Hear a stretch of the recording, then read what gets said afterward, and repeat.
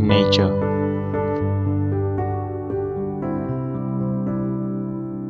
I found myself here, adapting to all kinds of nature, cool or hot air, for seasons are different. I learned many things from nature, moon and sun with different temperatures.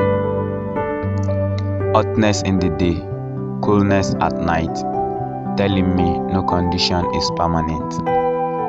Changes in shapes, heights, and sizes of humans, animals, also plants. From there I knew that the young shall grow, and also the old shall die.